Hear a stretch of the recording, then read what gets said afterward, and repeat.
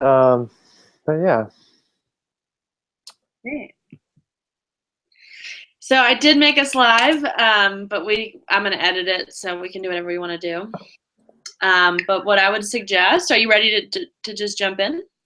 yeah, I'm ready to go. I know you'll be able to edit, and that everything that I share will be in the context of what else you're doing. So yeah, Awesome.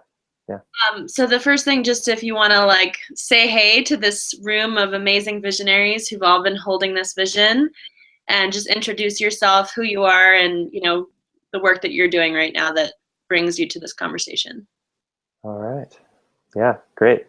Well, congratulations everyone for showing up and finding that place within yourself to work towards creating a land-based community project together.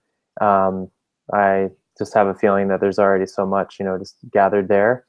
And I would love to just share some of my experience and some of the wisdom that I might have gleaned through that. And I'm a co-founder of an aspiring eco-village in the Columbia Gorge in the northwestern US, near the border of Oregon in Washington. And I'm on the board of directors of a nonprofit there as well, and a permaculture educator. And I guess kind of the list goes on a little bit in terms of different skill sets. But I definitely want to draw, of course, from the role of having been through the process of spending years developing the foundation to create an intentional community, a land-based community. Thanks. And what's your name? Oh yes. So my name is Keala. Hmm. That's how I usually do it. I don't really. This is so weird. The recording thing. What is Like, your name? No, what's it's good. Hi, I'm Keala Young. Do you go by Keala Young? In writing, yeah. No, it's true. Yeah. So yeah, it's true. I am. I can do it again if you want. But how much do you want me to do my whole intro again? I Yeah, don't do video very well, to be honest. It's I actually funny. can you see me? Can you talk to just me? Does that help at all? Yeah. I mean, but you're very small. Okay. But You might yes. be able to click it and make it bigger. I don't know. Let me see. Uh, That helps a lot. okay, good. So we're talking to each other. Yeah. So the one thing I would say is let's just do it quick, like Ham Kiala Young with the Atlan community, and like say the name Atlan if that's what it is. And then what about your like Gaia Craft or like the kind of eco village design curriculum? Yeah, there's a ton of different pieces. I know I probably actually could have spent some time being ready to like pitch on that, but That's what I there's would me encourage you to having the village, and there's all these different pieces. So, because um, what I'm hoping this is going to be, besides just for my people, but maybe for them too, is promotions for you. well, yeah, I think this could be a preliminary for something like that. I don't feel like, um, like as far as the video component, I didn't think about it too long. I just said yes to you, when you asked and you invited me. So I'm glad to be joining you for it. And I can, provide also like that little bit of an intro of who I am in writing, which is more of like my bio, but I could also speak it. Um, and mostly, I just want to be able to transmit the value of like what you're looking for, and knowing that video isn't necessarily my main mode yet, but I'm looking forward to using video more. So sure, let's do it. I love hosting these, so Yeah, help me that's get cool. better at supporting you too. Right. Yeah. No, you're totally great. So it's true that uh, I'm Kayala Young. I'm a co-founder of the aspiring eco village Atlan in the Columbia Gorge, and I'm happy to join this crew of people today in the quest for towards land-based community. Okay, great.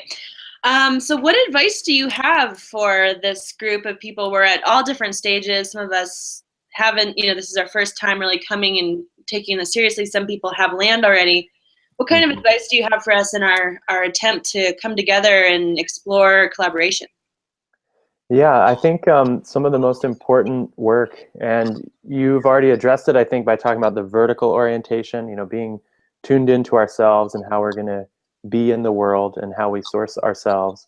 And then there's the the nature of the horizontal connectivity with other people. And I think that's the area where a lot of the keys are to success. And on a practical level, having common agreement and mutual understanding of intention is really, really important. And it's the kind of thing that when you're in the romantic mode of just realizing how you're all interested in it, it's different than getting down to the details of saying, what are you really interested in? And one of those key points around that is the concept of non-negotiables. To think hard about what are the things that you don't like, that there's just no way. Like, I won't live in a community that grows pot, or I won't live in a community that doesn't grow pot, or whatever it is. So it doesn't really even matter what it is that isn't the negotiable.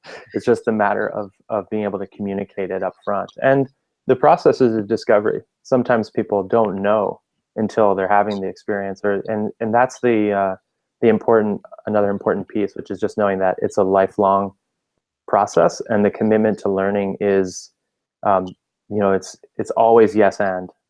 It's always like, how can I apply what I learned in this experience to go on to the next experience? And it's like, if you think of it in all the different qualities of arcs in time, whether it's a year, a season, a growing season, how did the crops that we tried to grow go in that time? And ideally, there's a restoring of the quality of connectivity amongst people that's similar to the representation of family. And we have a lot of isolation that's created by feeling like, this is my family and I'll take care of my family. And being able to really work ourselves towards being able to say, we're going to care for each other. We're an extended family. This is humanity. And so in a way, I like to think that we're all working towards the biggest version of that. And in the work that we did with the Re-inhabiting the Village, which is a book that was recently released that you all may have heard something about, and a related project, but I think of it as re-inhabiting the global village. And it's about understanding that we really are all in the village together. And in that regard, just realizing that who we choose to live with or who we choose to work with, that we're all still working together. So, there's that's part of where it gets very dynamic.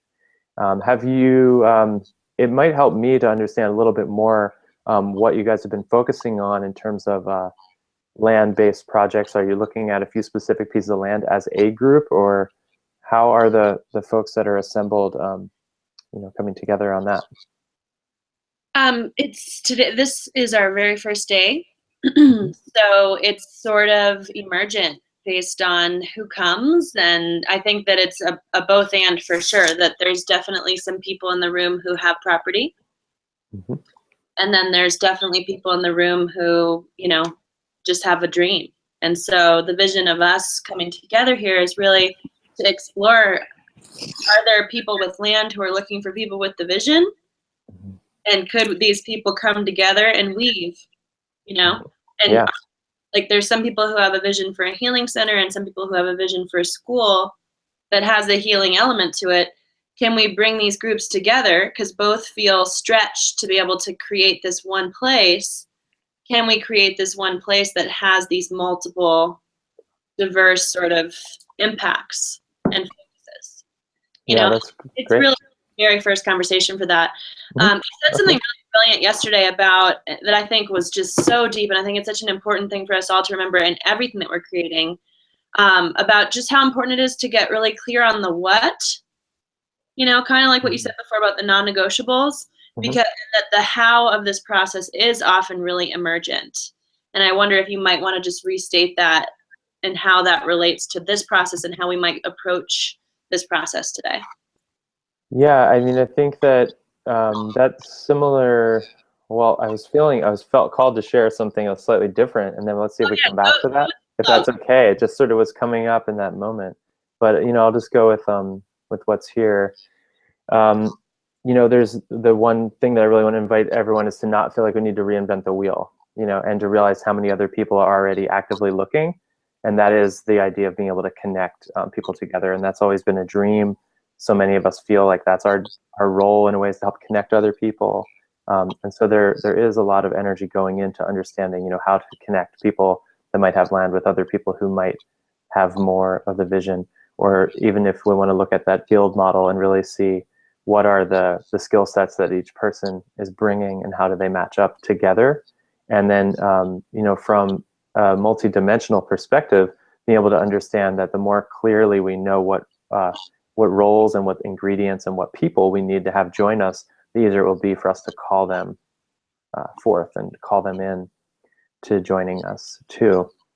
But definitely the process of getting clear, and I know that you've already been exploring and will be exploring more some tools that have been developed by other people who've gone this route of wanting to crack the code of how to make sustainable communities, and like how to develop that platform. And Dying to Leave Christian's work is a piece around that, where there's really essentially kind of a number of steps to go through. And in the process of looking at what those steps are, and understanding, how do you want to make decisions together before you're at the point of making a decision, and deciding how you want to make decisions together is the first decision that you make. And so that to me is the reason why a consensus or an inclusive decision-making processes like consensus or dynamic governance are something to strive for, because we really want everyone to be in on a decision. And that's probably at a really gut level, that's why I'm so invested in consensus, because it has lots of people tend to talk about the negative things about it. But one of the positive things is that you've been able to convince everyone to support what's happening, and therefore there's no resistance. If you have just a little bit less than half the people that really don't want to see something happen involved, like, I think that can take away. So there's the process of achieving resonance or consensus, whatever words you want to use around that, and then how people are able to make decisions, and certainly cultivating trust. And a lot of those skills are, it's basically like understanding what our core values are and matching them up and getting into resonance, and having that balance between being on the same page and saying, oh yeah, well, these are our values and we share that. It's our common glue. And also being able to respect each other's differences when it's not a non-negotiable. And those are things where we get the most richness in a way, to be as diverse as we can be, yet being really clear about, what our boundaries are. Excellent. That's a great reminder. Anything else you wanted to add? Was that what you were called to speak to before? Yeah, and I'm happy though to go back to bring something through that we like more like what we were talking about yesterday, if that's important, or how you were feeling. I think you covered it in the beginning when you talked about non-negotiables. Honestly, I think you just said it in different words, and I think it works. I'm bound to do that. So then the second part that I wanted to chat with you about is sort of the shining star examples and case studies of communities that you're aware of, that you think are just really rocking it and have a really great model that we could learn from. We'd just love to, if it's just one, or you mentioned yesterday you might know a couple that you might like for their different strengths. So would love to have you do a little intro on those if you can. Sure. Yeah. And I think, my initial response is similar, where it's like I think of a bunch of different communities, and I don't necessarily think that any of them have it all figured out. And we consider ourselves an aspiring eco-village, at Atlan. But the first one I would want to share about is Damanhur, which is in Italy. And what I think is especially inspiring about them is how much they came together in a common vision and created together. And there are a couple of their cultural values that I think are really relevant. They tend to resolve their disharmonies through working together, through even sometimes physically working together as a way to kind of move the energy. And I felt that was really a positive alchemical kind of quality around that.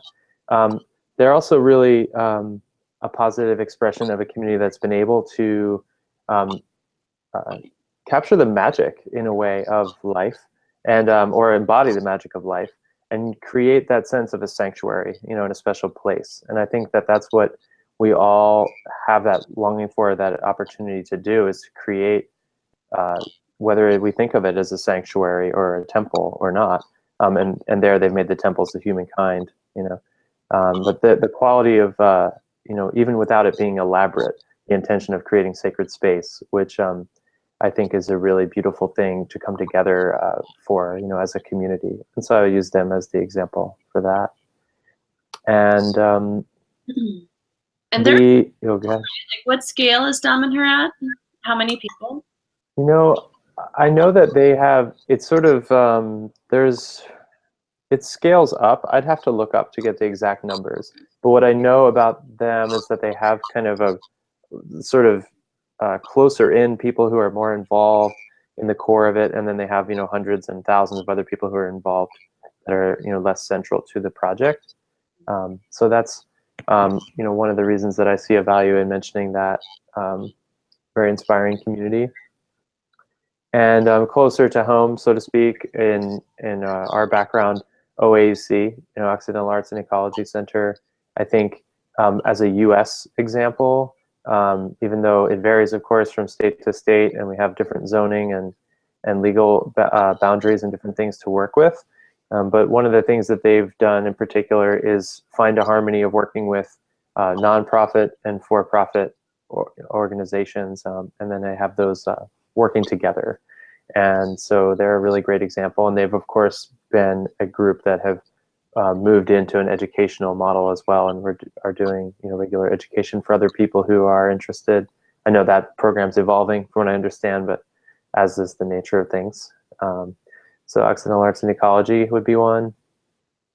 And a place that I haven't visited yet, but I'm inspired by, another one is Dancing Rabbit. And specifically what I'll highlight from their model that I think is really great is their alternative economy. They have a local exchange currency that they're using, functionally, it seems, throughout the community. They have a number of businesses that have started up within their community that are support that system and use it. And they have a what seems like a relatively complex expression of that. And I think that's really important in the realm of just understanding that our livelihood, you know, and how we're going to thrive together is a really important piece for the survival of community and survival of any example community. So that's a really big and exciting dimension of it. And so it's through redefining economy and expressing sacred economics, and, you know, and kind of exploring all the dimensions of where that can go. Wow, you covered a lot of bases with those three examples. Seriously, like built environment, like the human relationship stuff, the legal structure, and the economics, and the family piece from before. I feel like that was very perfect, concise. Awesome. Do you want to speak at all to the kind of work you're excited to do for clients like people here, maybe? Well, I've been excited to do more consulting in the direction of helping people to hone in on what their carrying vision is. In some cases, really getting that clear. And I've done successfully some support with creating agreement fields, what I refer to as an agreement field, which is similar to, an example that I shared with you is the Findhorn Statement of Common Ground. And there are other examples. But building the resonant field is one of the things that I enjoy doing. And asset mapping is a really great piece. I mean, in a way, there's a whole package, you know, of things that can be offered. And as a holistic designer myself, that's my tendency, is to just be able to approach and help find what where the breakthrough points are. So I'm excited. I wish that I could be there to visit in person, but certainly there'll be other opportunities to follow up. And yeah, I'm available by Skype and things as well. So Awesome. we can stay in touch. Yeah, we would too. And what is the difference between where Atlan is aspiring now and becoming that eco village? What's next for you guys? We are about to work on our first major residential construction So the first major one that we're building ourselves, and which we refer to as the House of Atlan. And that project is going to be engaging more of the building with the materials from the land, and building, like, it's funny. I'll lose that one, and it'll be like the bloopers reel, a little less, it's funny. But basically, we're aspiring because we don't have our own, we're not creating our own energy yet as well too. But there's a lot of things that will probably, maybe I'll even answer this question differently, because it's a little bit of a thing right now. There are people in our group that don't want to use the word eco-village because there's a presumption that if we're not already an eco-village, if we don't already have, like, we're not already providing all of our own power, and we're not already, doing all those things for ourselves, then we would be, misrepresenting ourselves by calling ourselves an eco-village. So the reason that I invite everyone to encourage to be aspiring towards being an eco-village is because that is the direction that we're headed, and we're in a state of transition culturally. And by aspiring towards that, we're not setting it outside of our reach, and we're claiming it as where we can get to. So that's a big part of where the aspiring eco-village naming comes in. I like that you're not just dropping it, and I like that it's also humble and where you are now. Start where you are. Yeah, we all have to do that. Yeah. Really cool. Oh, the one other thing I thought I knew about Atlan, is it both urban and rural? Like, do you have two sort of interfaces for that community? Because I know that's one of the big differences with our community here, is that there are some people that are just definitely going to be land-based, and some that are definitely going to be urban. And so I wonder if there's anything you could share about how to bridge, like, the same family of people on different properties, that I think creates a lot more diversity too for the economy of it. Yeah, at this stage we have we have a number of people who are still in Portland, and it's a little bit over an hour away. There's another nearby city, Hood River, and there are a couple of our people are living there now too. I think that it's an important expression to be able to maintain that. And one thing I would say is that there is a movement. The original idea was that we would maintain an urban node as part of the project. And right now, if that exists still, in fact, I'm at that place right now. I'm in Portland, happen to be in Portland today for this call. And and I'm at a place where, we host and we receive people who are on their way to and from the community out in the gorge. So I think that they can be tied together well. And the one thing that I wanted to maybe just connect this to, which is about the diversity of income streams, or the diversity of livelihoods that folks may have. So there may be some people who are really wanting to be in a relationship of having their livelihood come from the land, or be, living in direct connection to the land, farming and things like that. Other folks who might be working online, remotely. And there's just so many different things where people will be making a product on site. And so that's another great reason to look to some of the other examples of successful communities for the ways that they're doing that, because I think that diversity of connecting multiple nodes to a single project is a really beautiful thing. And it's definitely been one of my dreams to see a continued type of exchange program between communities. And then maybe that's even a version in which communities might share a certain, might share a certain network, or be part of a certain network. And that's not necessarily to separate it from a broader network, but instead to identify more of the commonalities, and to create essentially sister communities, so to speak, and then to have that type of exchange of wisdom and knowledge and resources, and also those in the form of people too. And so we'd be able to have people exchange or move in between different centers, and that would be another way that could look. Cool. That reminds me, you mentioned before about not recreating the wheel, and how there's already so much happening in terms of helping to connect communities.